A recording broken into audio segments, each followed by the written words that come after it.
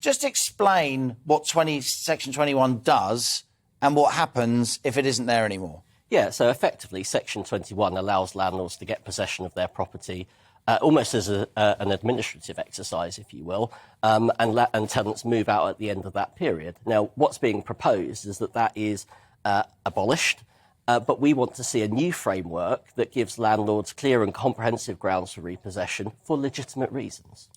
We will have, watching this show and listening to this show, both people renting, and we'll also have people who are landlords. Now, sometimes landlords are big international organisations. Other times, they're an ordinary couple with one rental property because they haven't got a pension.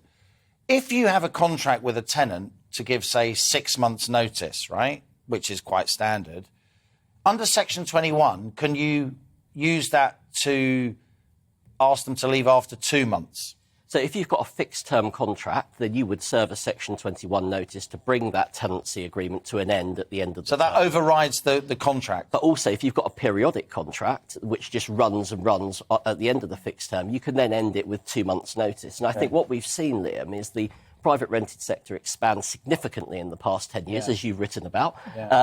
And what we're seeing is the PRS housing a lot more people. Private rental sector. Well, yes, the private rented sector housing many more people than it was intended to. And so the argument is one of security. You know, if you've got families with kids, if you've got older renters in there, do they want to be bothered to move if landlords are giving these notices? But the point I'm keen to get across is that actually 92% of tenancies are ended by tenants themselves.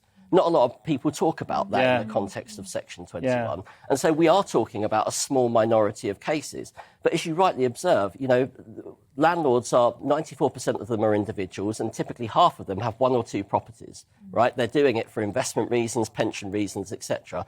If you're not going to be able to get possession of your property for serious arrears, for antisocial behaviour, for wanting to sell the property. You might want to sell it. You might want to move back in. Indeed. And I think this is the debate that we need to have now. It's all well and good to call for the abolition of Section 21, but it's a really curious business model, isn't it? You know, that the first thing you think about is booting out your tenant. And actually, that couldn't be further from the truth as a landlord. You only really want to ask a tenant to move on if you've got a genuine reason to do so. And so what we're asking for is a proper debate within the white paper that's due to be published in the next few weeks that articulates this. And the Queen's speech actually set out a commitment to protect landlords against serious rent arrears and persistent rent arrears, but also antisocial behaviour, because that's so important.